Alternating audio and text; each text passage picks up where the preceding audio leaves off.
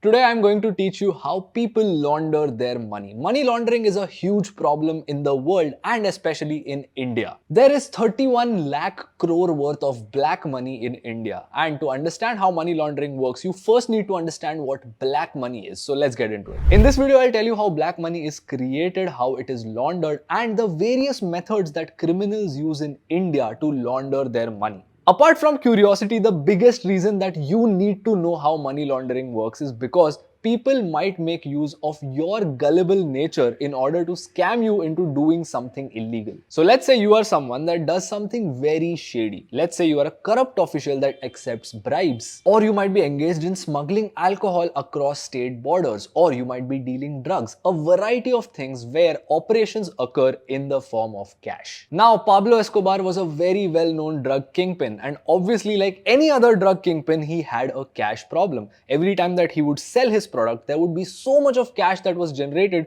that he did not know what to do with it. Don Pablo would spend $10,000 every single month just to buy the rubber bands to hold his cash in place. Apart from that, he also used a pile of cash as bonfire because his daughter was feeling cold. So here's the thing, let's say you are someone like Don Pablo who deals drugs and creates a lot of cash. Do you know, in the government's eyes, you have done something unforgivable? Oh, no. It's not ruining the country's lives with drugs.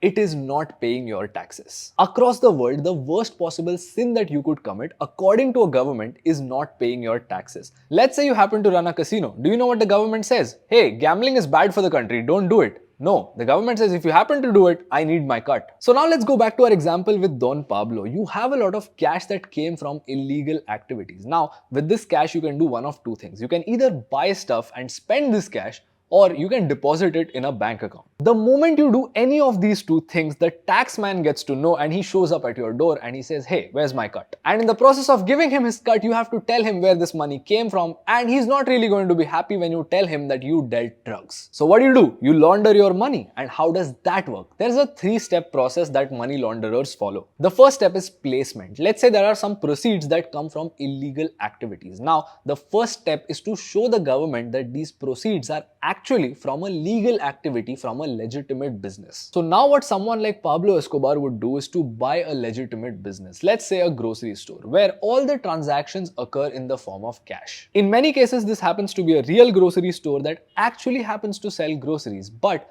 all these proceeds from these illegal activities are slowly mixed into the cash flow of this grocery store. Let's say this grocery store actually sells 30,000 rupees worth of stuff every single day. Then the person trying to launder his money would come and mix another 15 or 20,000 rupees in this cash flow. Now, this was just one way in which placement could occur. Apart from this, there are multiple ways in which you could do this. You could either deposit small amounts in multiple bank accounts, or you could spend smaller amounts into buying high value items such as gold. Basically, anything that does not raise eyebrows and slowly helps you convert your cash into legitimate money is called placement. The second step is layering. That is to make sure that the money trail is somewhat muddled. Let's say we have this grocery store and we mix all of that illegal cash flow of, let's say, $100 million into this one grocery store, and we take out all that money in the form of white money. Do you think that will not raise any eyebrows? Definitely it would. There won't be a single grocery store in the entire world that makes $100 million in revenue. So what do? You have not one but multiple such grocery stores, and you use all of these grocery stores with different bank accounts. And when you take that money out, you take it in a phased manner. You use different accounts, different transactions. You don't deposit all your money at once. You don't take out all your money at once. And basically,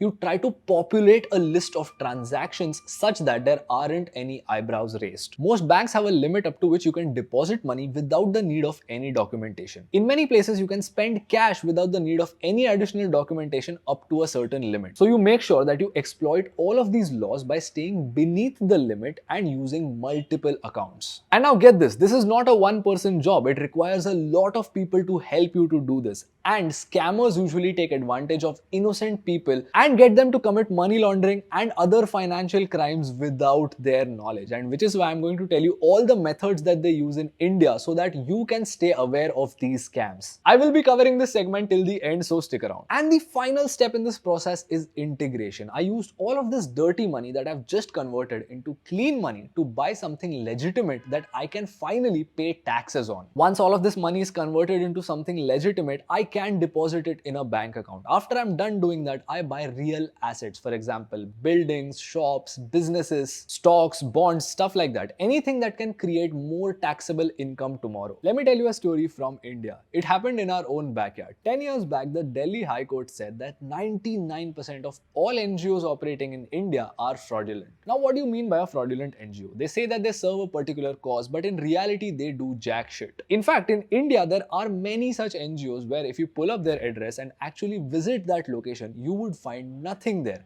Along with that, they have no website, and basically this is just an entity that exists on paper. But why does it exist on paper? Such that it can help other people do illegal things. And in most cases, this illegal thing is money laundering. Look at how this works. A person with a lot of illegal black money goes to an NGO and he goes like, hey, I have all this black money and I need to convert this into legal taxable income. What do I do? So the NGO says it's very simple. Let's just pretend that we bought some items from you for our charitable work. Let's say this is an NGO that on paper pretends to help school students. Then they'll go and show as though they have purchased school equipment from you. This might include benches, tables, stationery, etc. Now let's say you have 1 crore worth of illegal cash with you. You would provide them with an invoice worth 1 crore rupees and hand this cash over to them. After which they would clear this invoice, they would take a cut for their service and they would offer you a check or a bank transfer. After this point, all your dirty money has been converted into clean taxable income. Now, why do you need to know this? Because there are many such NGOs that in the past have used individual innocent people like you to process these invoices. There would often be a person that would tell you that this is a work from home job, you would get 20,000 or 30,000 rupees every single month and all you have to do is sign a few invoices and send them back to me. Later on, when an investigative authority like the Income Tax Department or the Enforcement Directorate or the CBI gets to know of this money trail,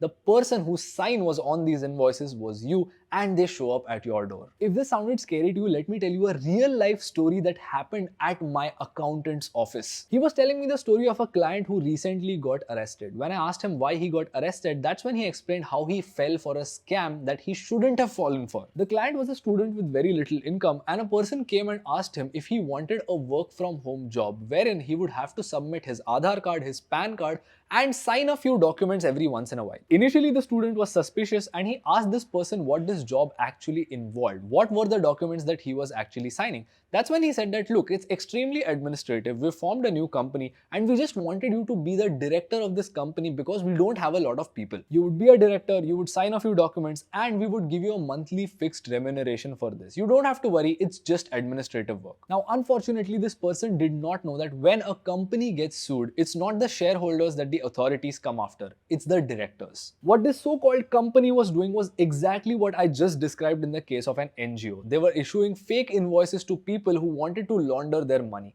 And over a period of 3 to 4 years, these people had laundered more than 50 to 60 crores of black money. And when this whole operation was uncovered, the mastermind had enough money to get out of everything scot-free. But the people who got in trouble were innocent people who didn't make a lot of money like this one student. In India, every single year, minimum wage workers, taxi drivers, auto drivers, domestic help get trapped into such sort of a scheme. This is literally the equivalent of selling your personal data and your signature to someone. That person could be doing anything with these credentials. Unfortunately, due to poverty or desperation, many people ignore these things and end up falling for such schemes. And even if it's not poverty or need, many people just think that this is free money. What could possibly go wrong? Well, newsflash, a lot of things could go wrong. Another way in which people launder their money in India is through properties. Well, in India, there's a law that says that you cannot pay above a certain amount in cash for a property. If you do, then you have to pay a penalty. So now let's say, for example, there's a property worth 1 crore rupees and I have a lot of illegal black money with which I wish to buy this property. Now I cannot really use the entire 1 crore to buy this property. The government is going to ask me. Now there's this thing that happens in India with respect to property transactions. It's called a circle rate. This is a minimum specified rate by the government below which you cannot do property transactions. So let's say this property has a circle rate of 30 lakh rupees. So I would do this transaction at the circle rate of 30 lakh rupees, even though the market value of the property is 1 crore rupees. Why? Because the remaining 70 lakh rupees is paid by me to the dealer in cash. Now on paper, I bought this property for 30 lakh rupees and the value of this property is 1 crore rupees. Tomorrow when I sell this property entirely in a legitimate transaction,